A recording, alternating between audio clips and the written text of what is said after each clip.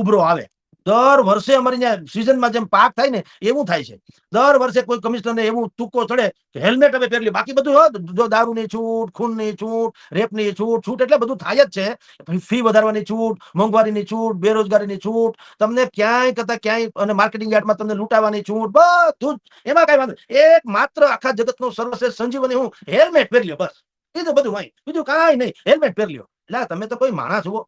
એટલે આ દર વખતે આ ડખો છે એટલે પ્રજા ત્રાહિમામ પોકારી ગઈ અને એટલે એને પ્રચંડ વિરોધ એવો કર્યો કે ભારતીય જનતા પાર્ટીના 3 ધારાસભ્યો દર્શિતાબેન શાહ, ભાઈ ઉદય કાનગડ અને રમેશ ટીલાળા એ મારતે ઘોડે અહીંથી ન્યા ગયા અને હર્ષ સંઘવીજીને મળ્યા. હર્ષ સંઘવીજીને વાતે કરી અને વાત એને ભલે કરી. આ તાસીર બાસીર તો બધા ઉલ્લુ બનાવવાના કારખાના છે. કીધું હોય કે ચૂંટણીમાં થઈ જાવ સાફ. આપણે તાસીર ઈ છે સૌરાષ્ટ્ર. એક વખત જો મગજ ખહી ગયો તો મરી જાવ તો તમને નહીં છૂટે. વિસાવદરમાં થયું કે નહીં? એવું થાય એવી સંભાવના હતી એટલે એને કીધું ગોળ્યું હવે મરવા વાળા મરશે, જીવવા વાળા જીવશે. આ મૂકો, આપણો પક્ષનું છે ને ફીંડલું વળી જાય.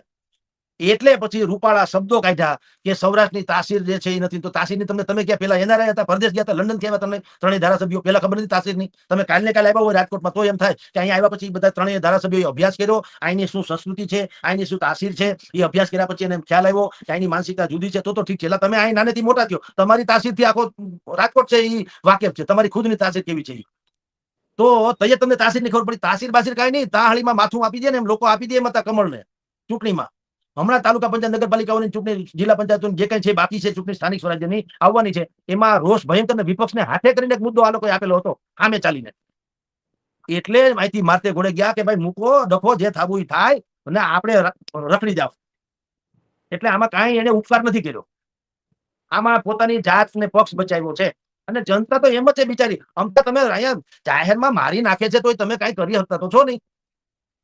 અને જો હેલ્મેટ તમારા માથા માટે, મેં તમને પહેલા કીધું એમ બેન, માથા માટે હેલ્મેટ જો ફરજિયાત તમે અમને નાખવા દેતા હો કે ફરજિયાત હેલ્મેટ તો પહેરવું પડશે, તો મારો તર્ક તમારી સામે ઈ છે કે અમારી બેન દીકરી સલામત નથી તો એને તલવાર, ભાલું, ત્રિશુલ, ઢાલ, ગુપ્તી, છરા, ચાકા બધું લઈને નીકળવા દો. બીજું શું થાય? તમે રોકતા નહીં. અને કાં આપો ગેરંટી કે તમારી કોઈ બેન દીકરીની છેડતી થાય તો ફાટે કહેજો મને. આવડી મોટી પોલીસ દળ છે, આવડું મોટું ગૃહ મંત્રાલય છે, કોઈની મજાલ છે કે બેન દીકરીને છેડતી કરી જાય? આપો ને. ત્યાં તો તમારું કઈ આવતું નથી. વિધાનસભામાં આંકડા આપે છે, બોલીએ તો આપણને શરમ આવે. એવા તો આંકડા છે આપણી બેન દીકરીની ઇજ્જત આબરૂના અહીંયા સૌરાષ્ટ્ર ગુજરાતમાં. તો તમારું ક્યાંય મેળ પડતો નથી ને આવા ટોપા પહેરવા નીકળવા શરમાતા નથી. એટલે સારું થયું હવે ઢીલું મૂક્યું છે હજી, કારણ કે પાછો કોર્ટનો મામલો છે. આમ શું કહે સરકાર કે ભાઈ અમે તો કઈ નથી કહેતા, અદાલતનો નિર્ણય છે. તો હવે શું થાય મને કયો? અદાલતે તો ગુલાબનું ફૂલ આપજો એવું તો કીધું નથી. તો અદાલતને અવમાનના થઈ કે હું તમે પેલા ખોટા હતા કે અત્યારે ખોટા છો ઈ કયો? અદાલતે એવું ક્યાં કીધું છે કે હેલ્મેટ ફરજિયાત કરજો અને જો વિરોધ થાય તો બીજે દિવસે ગુલાબ આપવા માંડજો? આવું તો કીધું નથી અદાલતે. તો ઈ નિર્ણય કોણે કર્યો, શું કામ કર્યો? એનું કોણ? કોઈ અરજી કરે તો આપણી સરકાર હલવાઈ ન જાય કે આ કોર્ટની અવમાનના જુઓ કેવી થઈ? ક્યાં અદાલતે ક્યાં કીધું ગુલાબ આપવાનું? એટલે આ મન ઘડત બધા નિયમો છે પ્રજાને બાન પકડવાના. દંડ બધો પ્રજાને. તમારા પુલ તૂટી ગયા, તમે કોને હું ફાંઈએ ચડાવી દીધા મને કયો? તમારા રોડમાં ગાબડે થઈ ગયા, તમે કોને દંડ ફટકા, કોને ફાંઈએ ચડાવી દીધા મને તમે કયો? દારૂના ખટારા ઉતરે છે, તમે કયા પોલીસના પટ્ટા ઉતરે મને કયો? હરામ બરોબર કોઈ? અરે અહીંયા ટીઆરપી ઝોનમાં અમારા 14 છોકરા હળગી ગયા ઓળાના રીંગણાની જેમ ને એ ટાસ્કા જેવા થઈને ફરે હરામ ખાયા બધા એના તથાકથિત અપરાધીઓ. કાંઈ થયું નથી. લીલા લહેર કરે, બદલી પામીને મોજ કરે છે હજી. ને ઓલા બિચારા જો છબી ટીંગાઈ ગઈ ને ઘર રાંડી ગયા ના તમે જો તો ઉજળ વેરાન થઈ ગયો હતો. એટલે સાહેબ કાયદા પ્રજા માટે આ છે. જુલમી કાયદાથી હાલે નહીં. થોડુંક લચીલાપન અપનાવે તો ભારતીય જનતા પાર્ટીની જે કઈ શાક ધાક થોડી ઘણી હવે માંડ બચી છે પણ રીએ. આવું કરીએ નહીં. વિપક્ષને હાથે કરીને મોકાઈ દે છે ને પ્રજાને તમારી સામે થવાના મોકા તમે હાથે કરીને દો છો, એમ મારું કહેવાનું છે. એના કરતા તમે ભલે હેલ્મેટ કરવું હોય તો તમારે પહેલેથી જ એવું કેવું જોઈએ. એક તો 15-20 દિવસથી એટલું બધું માર્કેટિંગ કરવું જોઈએ કે લોકોને પહેલા માનસિકતા એમ થઈ જાય કે આપણે પહેરવું તો પડશે. ખાલી 1-2 વખત છાપામાં આપી દો એમ ના હાલે. નરેન્દ્ર મોદી આવવાનો હોય તો કેવું આખા ગામમાં ગધેડો કરો છો? દુનિયાભરના પોસ્ટર આમને તેમને ઝાકમ જોડ બધું કરી નાખો. બધાને હું થયું? કોઈ અવતારી પુરુષ આવવાના છે? હું શંખચક્ર ગદા પદ્મ લઈને ભગવાનનો કલ્કી અવતાર થવાનું છે? ના, આ તો નરેન્દ્ર મોદી આવવાના છે. તો એવું તમે કરી દો છો. એમ આના પોસ્ટર દુનિયાભરમાં મારી દો. આખા રાજકોટમાં આમ થાય તમે ધૂમબાજ મારો છો વેપારીઓને ઉદ્યોગપતિઓને, એના કાવડિયા લઈને ઠપકારો ત્યારે કોર. તમારી જાણ ખાતર રાજકોટમાં પહેલી વખત મેં તો આવું ભાડ્યું હતું. વિજયભાઈ રૂપાણી ત્યારે સીએમ સાહેબ હતા આપણા. હવે ઈ રાજકોટમાં આવે તો અહીંયા પોલીસ તરફથી મોટા હોર્ડિંગ્સ, મુખ્યમંત્રી શ્રી સ્વાગત હો ભાઈ, મુખ્યમંત્રી કે સ્વાગત. અરે ભારતીય જનતા પાર્ટી વાળા કરી તો સમજી શકાય, પણ પોલીસ લા ભાઈ તમે ક્યાં પક્ષના કાર્યકર છો? તો મોટા બેનર મારેલા, બોલો મુખ્યમંત્રી સ્વાગત હો, રાજકોટ પોલીસ આપણું સ્વાગત કરે. અરે તમારે સ્વાગત નહીં, તમારે સુવિધા આપવાની હોય, વ્યવસ્થા કરવાની હોય. તમે તટસ્થ હોય એમાં અમે માનીએ છીએ, હું છે ખબર છે, પણ માનીએ તમારે રહેવું જોઈએ કમસે કમ. તો એને એમ કેમ કરે પધારો ભલે પધારો આંગણે એમ કરીને. હવે આવું બધું દળકટક થઈ ગયું છે, એમાં ક્યાંથી મેળ પડે? એટલે જનતા મૂર્ખ નથી. તમારો જે પ્રશ્ન છે ને કે રાજકોટની પ્રજામાં કઈ ફેર પડશે, એટલે કહું નાના ડેટકાને જીવ બચાવવા તને જો સાપ એને મોઢામાં લેવાનો આમ કોશિશ કરે ને તો ડેટકો ભાગી જાય છે જીવ બચાવવા. એને ખબર પડે જીવની શું કિંમત છે. મને તમને ન હોય કે તમે ટોપો પહેરીને મારા મેં કીધું તમે ટોપો પહેરી એટલે આખું શરીર કઈ રીતે કવચમાં આવી જાય મને સમજાવો છે. મારો હાથ તૂટીએ તો હાથ નકામો છે, પગ તૂટીએ પગ નકામો છે, એવું હોય કે માથું ઇન્જરી એવું માનવામાં આવે છે કે એમ થાય તો માણસનું મૃત્યુ થાય બે ઘડી. તો આ પડ્યું આ છાતી ઉપર ફરી જાય તો હું લોખંડનું છે એમાં કઈ નહીં થાય. એટલે અમુક એના કરતા સવાલ એટલો, એક તો પેલા કેમ્પેનિંગ કરવી જોઈએ ભયંકર, માનસિક રીતે લોકોને તૈયાર કરવા જોઈએ. સ્કૂલ થી માંડીને સામાજિક સંસ્થાઓથી બધું ભાજપનું જ છે ભાઈ, સમજી લ્યો. અહીંયા કોંગ્રેસ આમ આદમી પાર્ટી તો સમજ્યા જેવું છે, પણ બાકી મોટા ભાગનું બધું ભાજપનું છે. તો પેલા એને જાગૃતિ કરવી જોઈએ, એવું હેમરિંગ કરવું જોઈએ કે ભાઈ બધાને કે ભાઈ હેલ્મેટ વાત સાચી છે. અને પછી શું કરાય, માણસ નીકળે હેલ્મેટ વગર તો એને 500 રૂપિયા નહીં, 500 રૂપિયા લેવાના, હેલ્મેટ આપવાનું, 500 રૂપિયા હેલ્મેટ આપવાનું. એટલે તમારો આશય સરી જાય. કારણ કે એક વખત મારી પાસે હેલ્મેટ આવી જાય પછી 100% આપણે એમ થાય છે તો હાલો પહેરી લઈએ. પણ બેનું દીકરીઓને એને થોડુંક બુદ્ધિપૂર્વક અહીંથી બાજુમાં શાક લેવા જવું હોય માર્કેટમાં, આગળ નાનું ઢીંગલું હોય એને બાળવાળી આંગણવાડીમાંથી ઢીંગલાને બેહાડ્યો હોય આગળ, હવે એ શાક લેવા જાય ક્યાં હેલ્મેટ પહેરે? તમે શીખને ક્યાં પહેરાવો? શું કરશો? શીખ સમુદાય છે એને શું કરે? એને તો બજે એનું આખી પાપડી બાગડી એના લેવલની હોય છે, તો એને શું થાય છે મને કયો જી? એનું માથું કિંમતી નથી? ત્યાં કેમ ફ્લેક્સિબલ તમે થઈ જાવ છો મને બતાવો. જૈન મુનિ છે, વિહાર કરે છે જૈન મુનિ, એટલે પહેરાવો લ્યો ટોપા એને, ત્યાં કઈ નહીં. કોકની સ્મશાન યાત્રામાં અમે જતા હોય, સ્મશાન યાત્રામાં તો ટોપા પહેરીને જવું, ધીરે ધીરે હાલે જતા હોય તો પાછળ. એટલે કઈક માણસ આવ ભાઈ, જો આમ કાયદો માણસ માટે ન હોય, માણસ કાયદા હાટું ન હોય, કાયદો માણસ માટે હોય. એટલે ફ્લેક્સિબલ થવાની જરૂર હતી, જે હવે તમે ફરજિયાત થયા છો. ફરજિયાત હેલ્મેટ હતું ને હવે ફરજિયાત ફ્લેક્સિબલ થયા છો. હવે થયું ભાઈ ગુલાબ આપો લ્યો હાલો. એટલે આવી બેવકૂફાઈ વારંવાર થાય છે, આ પહેલી વખત નથી. આ ચોથી પાંચમે વર્ષે આવું થાય, પાંચમી વખત હું એક લોટ વેચાઈ જાય હેલ્મેટ નો, જેની પણ એજન્સી હોય એને ધંધો થઈ જાય.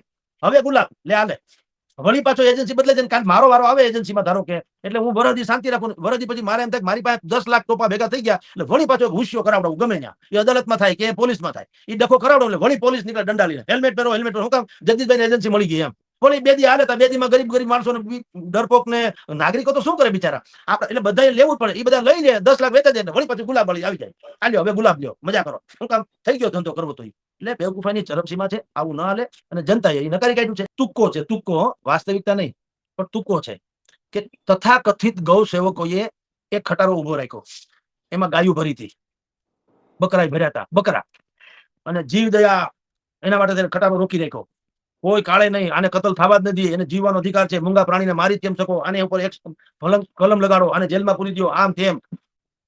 ખટારામાંથી ઓલા લોકો બહાર નીકળ્યા, ડ્રાઈવર સહિતના માણસો, કે ભાઈ આ કતલખાને નથી લઈ જતા, અમે ખાટકી નથી. તો આ તો માતાજીને વધાવવાના છે, અમારે એને ધરાવવાના છે માતાજીને, પોકળો અમે માન્યો છે માનતાનો, એટલે માતાજીને અમે વધારવા તો બરાબર, તો તંત્ર લઈ જાવ લે હાલે.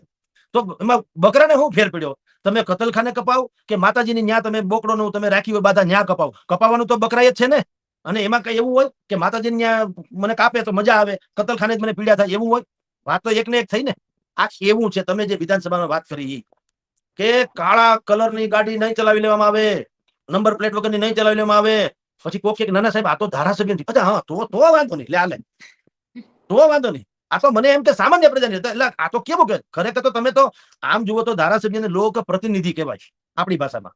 તો લોક પ્રતિનિધિ કોને કહેવાય? જે મોડેલ હોય, આઇકોનિક હોય, એનું કયું આપણે કરીએ, એ લોકો જે અનુસરે આપણે એને પાલન કરવું. હવે એને તો ઋતબો તમે જુઓ, નંબર પ્લેટે નથી, કાળા ફ્લેમે રાખવા છે, દુનિયાભરની લાઇટે રાખવી છે, હોને એવા રાખવા છે કે તમે ન પડતા હોય તો પડી જાવ હોન સાંભળીને, એવા તેના હોન હોય ખતરનાક. એને કોઈ કાંઈ કરી શકતું નથી. રાજકોટ નહીં, સૌરાષ્ટ્રમાં એવા કેટલાય ગામડા પણ છે અને કેટલાય માંધાતાઓ છે જે નંબર પ્લેટ નહીં રાખવાને સ્ટેટસ માને છે. એ સ્ટેટસ છે, હોદો, ઋતબો, મારે વળી નંબર હું આમ ખુદ ગબ્બર એમ, અને ફ્લેમ કાળી રાખવી છે, થાય કરી લ્યો. કોઈ કાંઈ કરી લેતું નથી. બધાને ખબર છે કે આ કોણ છે ને શું છે. હવે હું તમને કહું, આ હેલ્મેટ છે એ સવારે 2 જ કલાક માથું અમારું કિંમતી છે, પછી રાતે ગેટ 1 બાય 1 ફ્રી એવું છે માથું, કે ભાઈ રાતે તમે કટારો પી લે ને તો વાંધો નહીં. એ માથાની કોઈ ઈનો માણસ હોય રાતે નહીં નીકળતો હોય નોકરી ધંધો કરવા કે કઈ ખાવા પીવા, તો પીલાઈ જાય તો હું તો તૈયાર કાંઈ નહીં. વાંધો ઈ વાત તો એ જ છે ને કે તમારો આશય કઈક બરાબર નથી. નહીતર લોઢે લાકડી મૂકવાનું છે કે નહીં એટલે નહીં, તમારે હેલ્મેટ પહેર્યા વગર નીકળવાનું થતું નથી. દાખલા તરીકે એ રાત હોય કે દી હોય, પડોશમાં હોય કે પાકિસ્તાન જાવ, મારે કઈ સાંભળવું નથી. હેલ્મેટ એટલે હેલ્મેટ, એવું તો હોવું જોઈએ ને. આ મેઇન પોઈન્ટ ઉપર ઉભાનું. એટલે હું છાપા વાળા આવે, ફોટા પાડે, અને પોતે કોર્ટમાં કહી શકે કે ભાઈ અમે તો મહેનત કરી હતી પણ જનતા વિફરી એટલે અટકાવ્યું. આ ડોક્યુમેન્ટરી પ્રૂફ માટે થઈને મેઇન ચોક ઉપર જ બુદ્ધિપૂર્વક સાહેબ ટોપિયાળા સાહેબ બધા ઉભા રહ્યા, પાછા ડીસીપી કક્ષાના. ઈ વરઘોડા કાઢે તો એકા નથી ઉભા રહેતા. આઈપીએસ આઈએસ કેડરના લોકો હોય છે, ઈ વરઘોડા કાઢે સામાન્ય માણસોના, તો એકા નથી ઉભા રહેતા. પટ્ટા ઉતરી જાય. કોક જો આનો વિડીયો ઉતારી લે કે આ સાહેબે આવી રીતે આ ભાઈના વરઘોડા કાઢ્યા છે, તો કોર્ટમાં જાય ને તો પટ્ટા બકલ ઉતરી જાય. એટલે ન્યા મારા જેવા કોન્સ્ટેબલ હોય ને એને ચડાવે, મારો કૂટો. એટલે લોકો તાળીઓ પાડે અને કોર્ટમાં જાય તો નોકરી ઓની જાય, મારી નહીં. ભાઈ બેઠા હોય ને ઓફિસમાં એની ન જાય. તો જેમ વરઘોડામાં તમે નથી આવતા એમ અહીંયા કા તમે અહીંયા પાછા ઉભા રહી જાય છે. શું કામ? ફોટા પડે, અદાલતમાં રજૂ કરવામાં આવે અને આપણે ન પડીએ તો ઈ તો પાડતા જ હોય પાછા, કારણ કે ડોક્યુમેન્ટરી પ્રૂફ